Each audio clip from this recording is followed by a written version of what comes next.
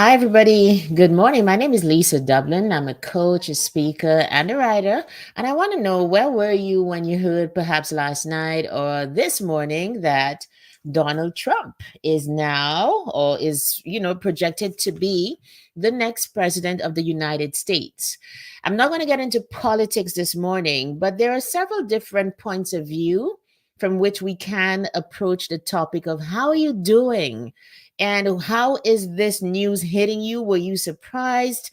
I know I got a call about, like, oh my gosh, super early this morning from a friend, who lives in the United States and is super depressed about the news. Like, what is going on? How did this even happen? And so I wanted to approach that news from a couple different perspectives: being an immigrant, being black, being from the Caribbean, being a coach and a speaker. There are so many angles from which to approach the news, that this man, who, yes, he was the 46th president, was he? And so 45th, I think he was number 45, and now he's going to be president 47 if everything goes, as it's projected to go. They're still counting ballots and all of that, but the reputed news outlets have called the elections. How is that hitting you? Why are you depressed, or why are you happy? What does that mean for you as a black person, as a person of color? What does that mean for you as a woman who perhaps voted for, many people voted for Kamala Harris, for reproductive rights and that kind of thing? Do you think that it has set us back, or no? I want to pick it up from, now that it has happened, what now? I think, like everybody, I'm happy I'm not a US citizen and I didn't have to vote, because I'm not sure what I would have done. That's the honest truth. Or maybe I know how I would have voted and I don't want to say, because I find myself straddling so many very important areas of life. There's Christian, there's female and professional, there's black, right? And lots of black people, people of color, like, oh my goodness, are we going to repeat the previous years from 2016 to 2020? What's it going to look like? Some people are having almost PTSD thinking of that chaotic time, a time when it seemed like not that racism was on the rise, just that it was overt and it was almost sanctioned from the top. And now, what happens now? And I thank God for, I will always be the person who will mix the professional and that expert way of doing things with a very deep faith, because that makes a lot of optimism possible. And it makes for a unique point of view that says, even if it looks bleak, um there are other things that come into play. So I mean, I'm past like staying up all nighters to watch elections, whatever. So when I woke up very early this morning checking the news, I was like, oh my gosh. And I just had the same kind of deja vu feeling. You remember when it was Hillary Clinton and Donald Trump? And I think I should have known from the Katy Perry concert, like, don't have her anymore.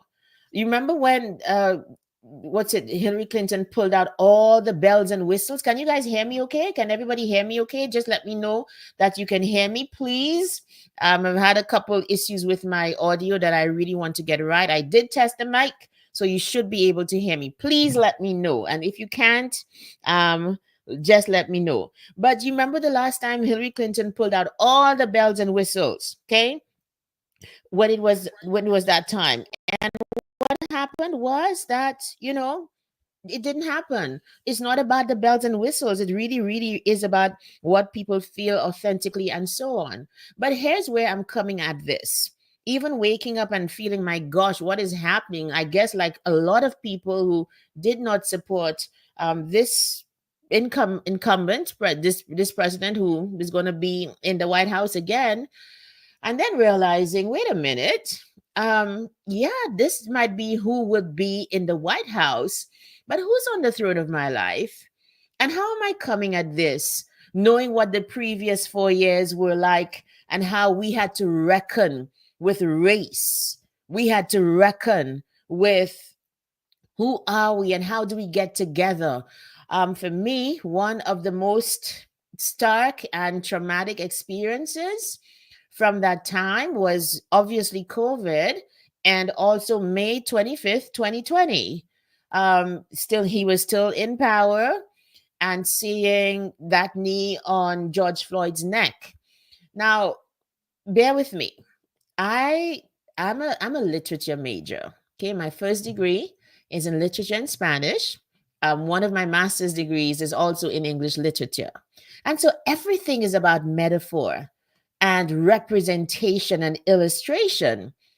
And when I look back at those 4 years with Donald Trump, I'm going somewhere. Stay here with me because I'm going to encourage you this morning, because I believe that's where we need to be this morning, in a place of encouragement. When I look back at that incident of stifling somebody's voice, practically physically, and what came out of that heinous crime was a movement that literally that voice cried out, and EDI got validation. All sorts of movements began, and it went into the professional sphere. Speakers came up, and people started to try to reckon with, let us learn to live together as human beings, right? What you realize is, the last year or so since it was Biden. Hi, Martha. Good morning. Can you hear me okay, Martha? Let me know, please. Good morning to you. What you realize is there was a lull. So last year in February, it's Black History Month, even here in Canada. And I was invited to speak in quite a number of places. And, people have begun to book me again for next year, February. So if that's you, please get on my page, lisamdublin.com/speaking, and you can book there. And I went out into government workplaces, as well as other professional entities.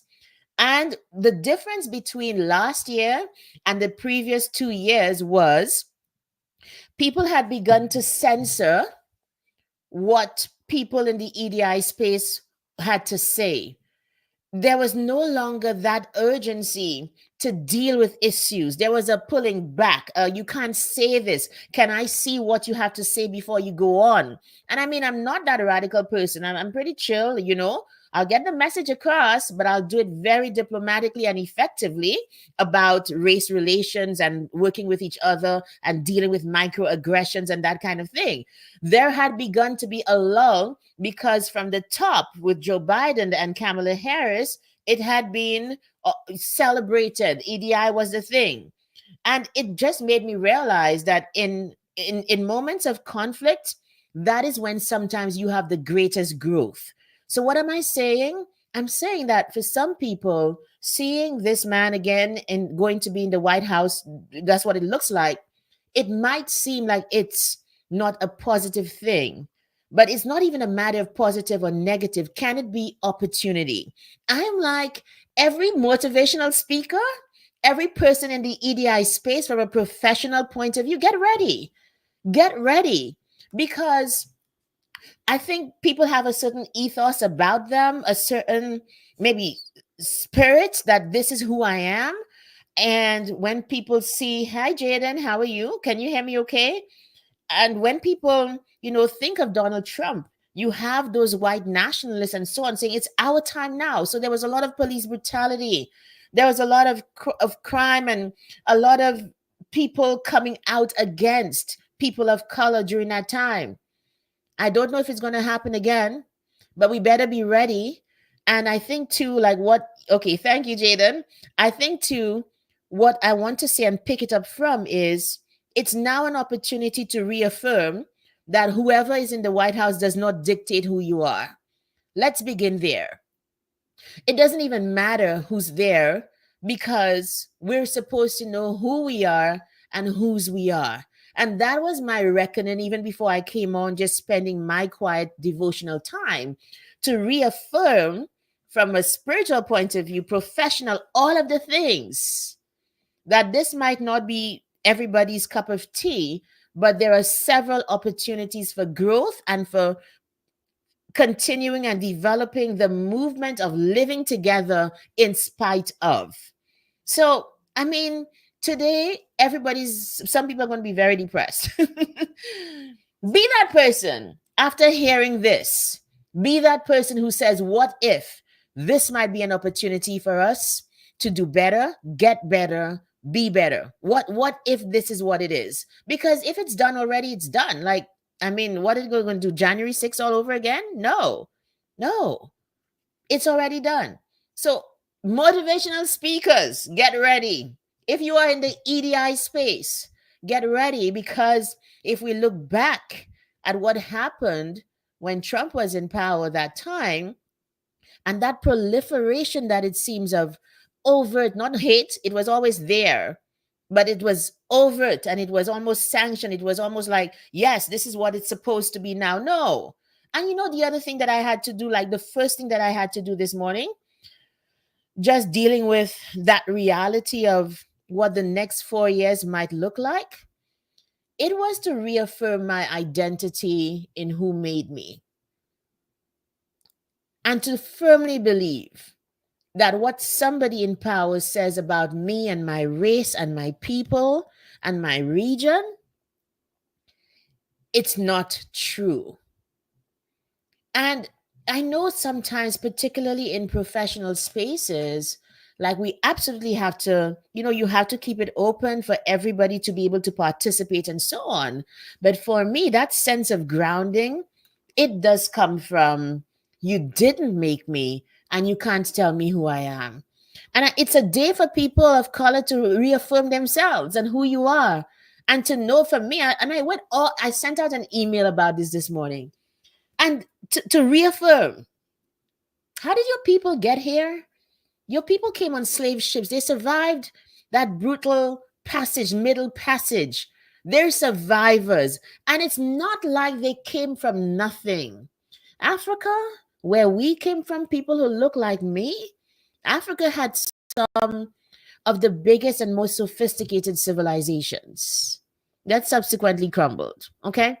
And were stolen. That's who we came from. It's a day to reaffirm identity as opposed to just simply, oh my gosh, what's going to happen? No. Now you dig deep. Now it's time to to go deep into who you are, who you really are, what you believe about yourself, and how you know whether you actually believe it is whether it takes precedence when you speak to yourself and to the people around you today, as opposed to what the reality seems to be so bleak. And it's not all that bleak. No, it's not. No, we're survivors. No, we can do this.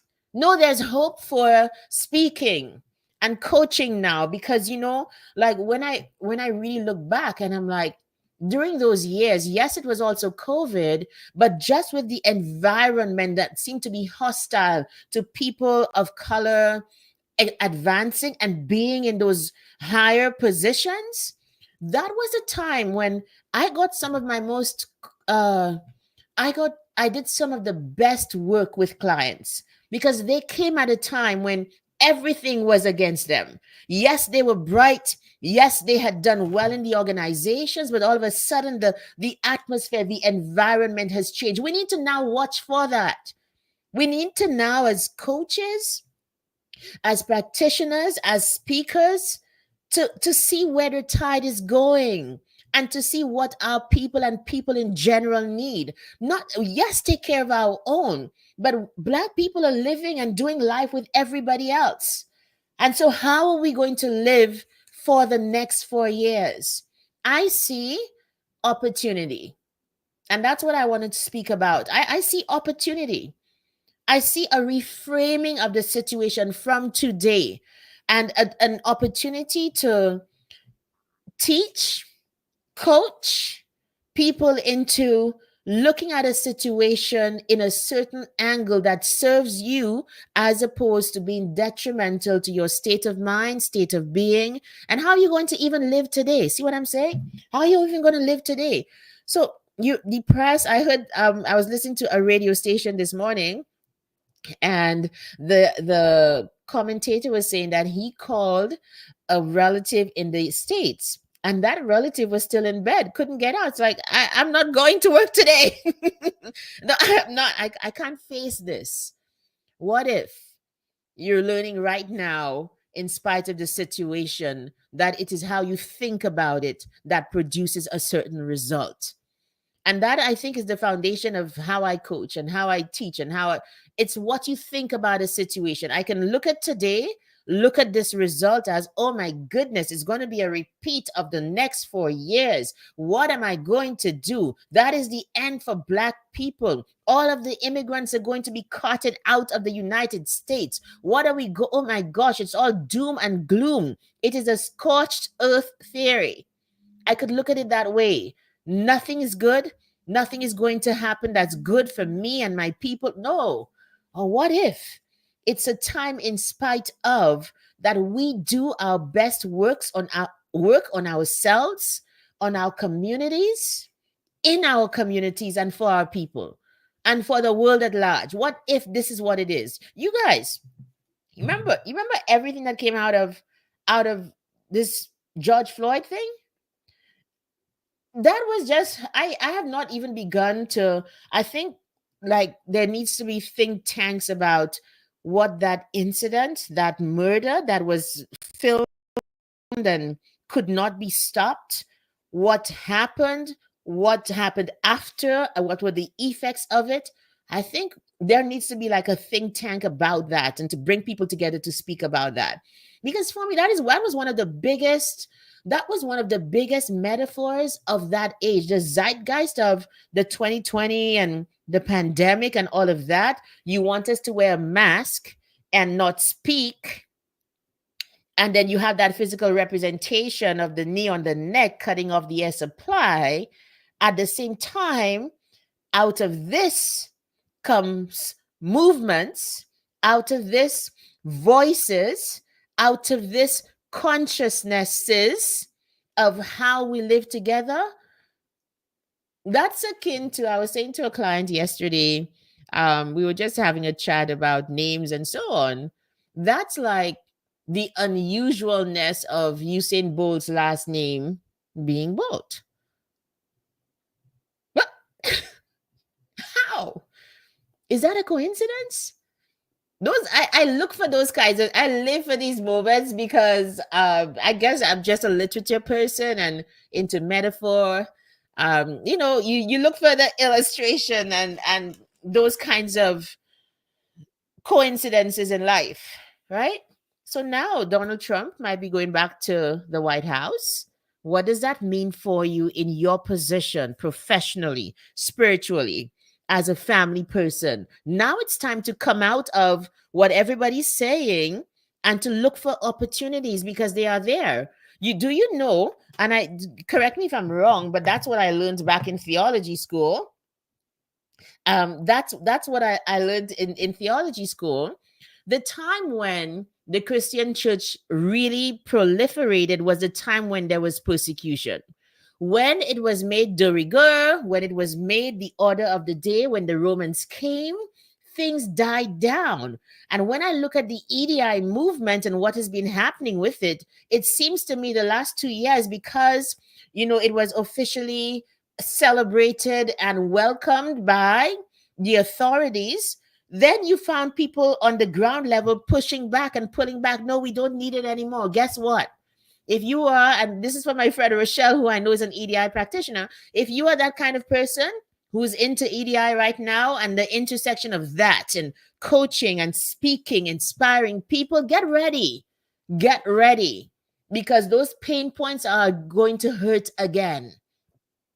And in a sense, I'm not saying it's going to be a good thing. I'm saying it's an opportunity for us to do our best professional work, our best human work, our best heart work. It's an opportunity. And the meta teaching there is, when something happens that you don't like, that seems detrimental, that you don't understand, one of the tenets of being able to survive and thrive is to recognize that it's not the thing that happens, it's how you think about it. And so if you hear this and you are thinking like, oh my goodness, this is actually an opportunity for me to go out and inspire people. This is an opportunity for me to get the lunch and learns and encourage people, inspire them, put out my message of hope right now, because this is what people need. Guess what? The negativity of the moment does not affect you so much. In fact, it becomes fuel for you to now go do great work. And that's what I intend to do. Great work. Because people now need inspiration. So I'm here. People now need motivation to get up and to be better, be best. You all know where that came from. Lord Jesus, help us. Help us. It's now time to go do your best work. So you now, as a professional, you now, as that human being, see how you can encourage people today and in the days to come. Watch your language. Watch that you don't get just pulled into the doom and gloom. Or on the other hand, there's another sense of it's our time now. And so if you're not a person of color, what are you thinking as well? I always love to speak to both sides if they would hear me. What are you thinking right now? You're not a person of color. What does Donald Trump's win mean for you? Is it I actually know of, like, in my coaching mastermind, some of the leaders, what happened, what they did during COVID when they recognized what was happening, they went out and got EDI training to incorporate into the teaching of coaching. And I found that was so um, organically honest, that that was what was needed at the time, to understand what was happening at the client level and at the coaches level, and to respond to that need. You guys frame this every situation in the way that will serve you. I'm doing this. It's either that or stay in bed, but oh my gosh, what's happening? No. Framing it, reframing means I'm going to look at it differently. I'm going to hold it up in a different light, to from a different angle, to look at the situation and to do it in a way that will benefit me. How does this benefit you? What is your role? What is your profession?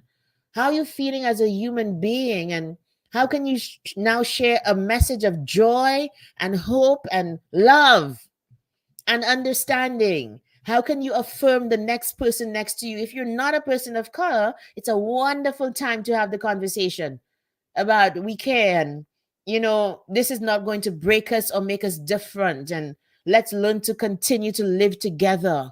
No, it's not bad. And if you don't think it's bad, it's not going to be. Where your mind goes, your energy will flow. So where your focus goes, your energy flows. So if you're going to focus today, oh my gosh, Trump is back in the White House, whatever, where your focus goes, that negative energy is going to dictate how your day goes, what you take from the situation, and how you live the next 4 years. Let's make it good. Let's make it in spite of. We are going to recognize and live this valuable identity of being blessed and highly favored, above only and not beneath, the head and not the tail, nothing missing and nothing broken. That's not in spite of who says it. What am I saying? It's not because somebody says the opposite. The veracity, the truth of that statement depends on who said it. And that's what God said about you. It's a wonderful opportunity to remind ourselves of our identity and to act on it. If you believe it, you're going to act it out. I'm not going to say I'm blessed and highly favored, above only and not beneath. And then the next great opportunity that comes, I fold. I don't take it. I undercharge because I don't believe that I belong, or I need it. Or no. This is your time. Let nobody fool you. This is your time, whoever you are. You can just simply decide, doesn't matter who's in the White House, it doesn't matter. This identity of value and being precious, I will adopt. I will look for the opportunities and I will go out and get them today because they do exist. And sometimes the darker it seems is the brighter your light can shine. Right? I'll never forget, like, when the pandemic hit, March 2020. I won't forget, because my book, I'm writing that book now, revising. It's called I'm Not Going Back to the Office, because that's exactly what resulted for me. And I won't ever forget when that happened and they sent us all home to work from home. um yes, like everybody else, I was like, what is going on, confused and everything for a time. But in typical Lisa fashion, I guess I am that optimist. I will look for the opportunity, and I began to put out, I'll never forget it. People probably thought I was putting it out for everybody, but there was a sense in which every time I put it out, I was reaffirming it to myself. I put out this saying that said, no, seriously. It literally said, no, seriously, opportunity is staring you in the face. And I want to say that here again today. I want to encourage you to get up, as I like to say, tie waist, throw your shoulders back, and let's face the world. Opportunity is staring you with your precious, valuable self. Opportunity is staring you in the face today. So go out and get it, you guys. Don't join the doom and gloom on social media. Like, get off the doom scrolling, okay? Go look for your opportunities. If you're a speaker, welcome. The next 4 years, we're gonna have like way more business, way more things to speak about. Because the need, if the previous 4 years, any witness, then there's going to be a need. There's going to be a need to speak peace, going to be a need to speak, life into people of color again, to bring back the EDI movement in a way that's meaningful again. I'm kind of looking forward to that, you know? Anyway, you guys, time to end today. I hope you join me tomorrow. I want to continue speaking about goal setting. Like, we've gotten not sidetracked, just a lot of things happen. I published my book because of goal setting. So I want to teach you how to do that. So I just want to show you that this goal setting strategic workshop is coming up on the 24th of November. So that's 1 to 3 p.m. Mountain Standard Time. And that will be 3 to 5 EST. Okay. So if you are in the Caribbean, and I have lots of followers from the Caribbean, welcome. I love you all. Thank you for being you. Right.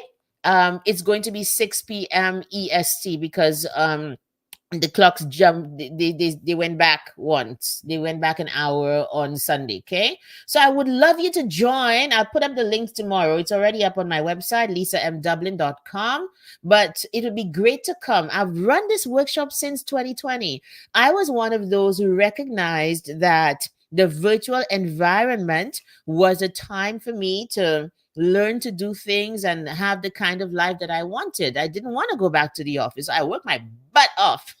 Still am, to kind of learn the things that needed to be done and master certain skills to be able to offer digital courses and programs online, that kind of thing. And that came from having the self mastery, having the sense of motivation that this is what I want. Nobody has to dream it for me. This is what I want for my future. Get up and do it. And so in this goal setting workshop, I teach you how to start from desire, which I'm big on. Like, you need to have red hot desire for something. Like, what do you want? What do you absolutely want? So in that workshop, I'll be teaching you how to move from desire through to figuring out obstacles, through to setting milestones, measurement and evaluation, and even celebration. That's important as well. So that workshop, as I said, it's coming up on the 24th of November. I should have the link there. Just feeling lazy today. Oh my goodness. Not lazy, but just, whatever. Anyway, you guys, last thing is, have you listened to my last episode of the podcast, Basement Chronicles, the podcast? Wherever you get your podcast, Apple, Spotify, and on my YouTube channel, Basement Chronicles is the channel. Please go subscribe wherever you get your podcast, so that every time I upload a new episode, you are going to get that notification. But I published this last week, Thursday, on my 49th birthday. And of course, it's still up. So we have 33 episodes so far and lots of downloads. I'm really grateful for, just your support. So go listen to the podcast and tell me what you think. And join me here again tomorrow. I'm going to continue teaching on goal setting. So even if you're not in the workshop on Sunday the 24th, all of these sessions that I will be doing on a morning, Wednesday, Thursday, Friday, every week in November, will help you to start to think about 2025 as possible, excited for you, and something that you can do. I'll see you tomorrow, same time. 6 a.m. MST. So check your time, put on your alarm wherever you're watching me from. Thank you for being here. Facebook, LinkedIn, YouTube, Instagram. Am I missing anywhere else? No, that's it. All right, you guys. See you tomorrow. And don't forget that you're valuable. Nobody can take that away. It doesn't matter who's on the White House, it's who's on the throne of your life, who made you. That's what's most important. And that's what I came here to say this morning, that you're still that. You're still all that. You are valuable and precious. So chin up and go out and inspire somebody today. Bye. Take care.